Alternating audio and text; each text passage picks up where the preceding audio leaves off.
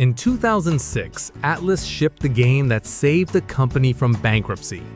4 months later, the company got sold anyway. We'll get to that part. It's my favorite part.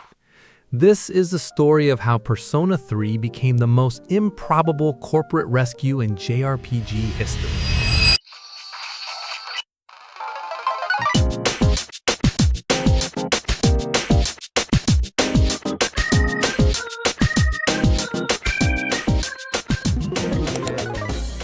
To understand the size of the hole, you have to go back to the early 2000s. The Atlus of that era was not the Atlus of Metaphor, or Persona 5 Royal, or remakes selling 1 million copies in a week. It was a tiny company making demon fusion RPGs for an audience that was extremely loyal and extremely small. Shin Megami Tensei, dungeon crawlers, the occasional tactics game, and if you've never touched one of the older ones, picture the product line. A first-person dungeon, an apocalypse already in progress, and combat where you talk demons into joining your side so you can fuse them into bigger demons.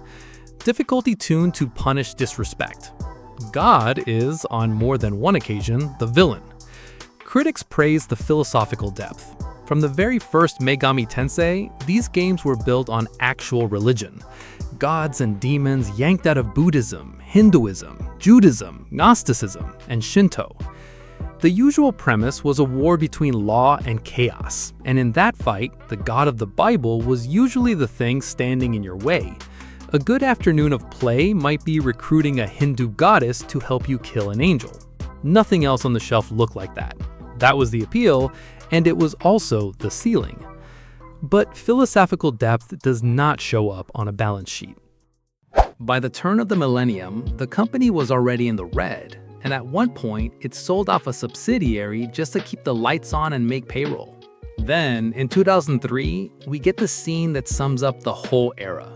Atlus was bought by Takara, a toy company. The studio making RPGs about fusing demons and interrogating the nature of God now belonged to the Beyblade people. Enter Katsura Hashino.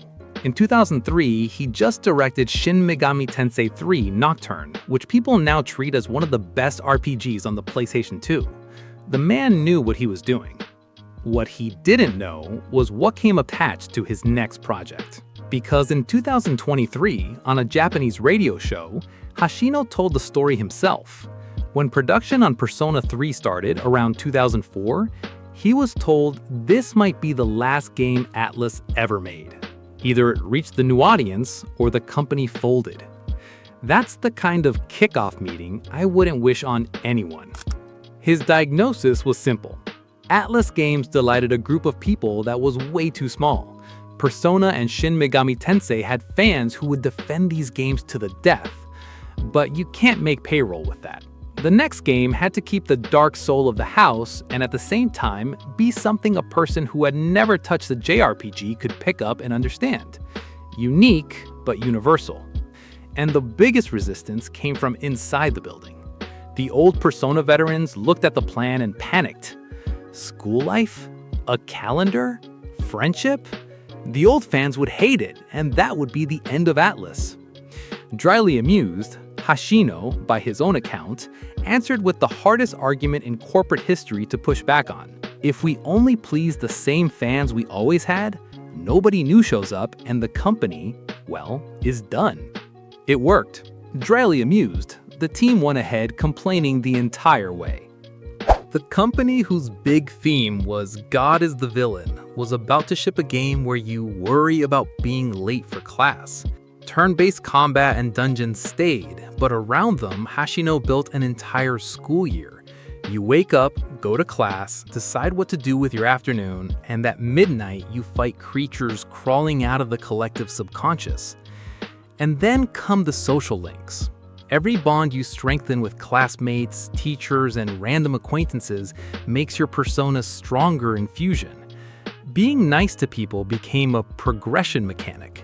You spend an afternoon listening to a classmate's problems, and somehow that empowers the demon you summon by shooting yourself in the head. The gun is called an evoker. It fires nothing but symbolism, and I'm sure it caused 0 awkward conversations in the office in 2006. On paper, all of this is ridiculous. In practice, it's what saved the company.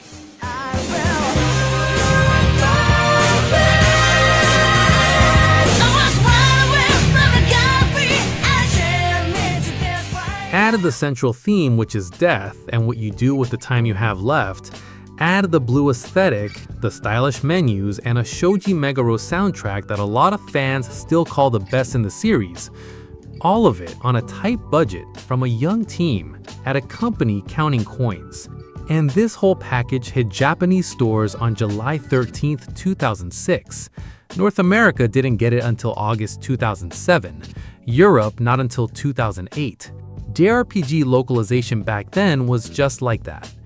The early reception came with the complaint you'd expect. Part of the old guard hated the lighter tone and the school routine.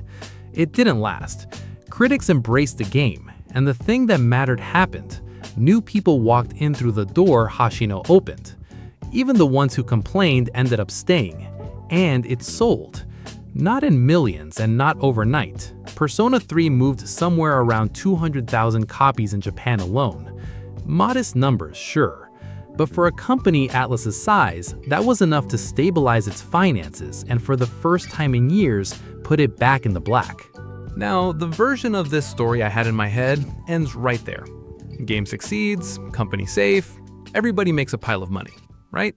Well, 4 months after launch, Takara sells Atlus to Index Holdings. The game rescued the company, and the company changed hands anyway. When someone says a game saved a company, you picture the company turning things around and walking on its own 2 feet again. That's not really what happened to Atlus. Persona 3 didn't make the company independent. What it did was prove Atlus still had value. And every time it got close to sinking, some bigger company showed up with money to stop it. Atlus never actually got free. It just became too important to let die. And then it got worse. In 2010, Index dissolved Atlus as a company. For 3 years, Atlus did not legally exist. It was a brand, a logo stamped on Index products. Then, Index collapsed with about 24.5 billion yen in debt and a fraud investigation. When the pieces went up for auction, Sega paid 14 billion yen for one reason above all others: the games division, carried by the franchise Persona 3 created, was the part of that shipwreck still worth money. Sega rebuilt Atlus as a company in 2014, and that's the Atlus that exists today. So Persona 3 saved Atlus from its own bankruptcy in 2006, and through the franchise it created, saved it again in 2013. If it weren't for one director with a bold idea at the right moment, Atlus is probably gone.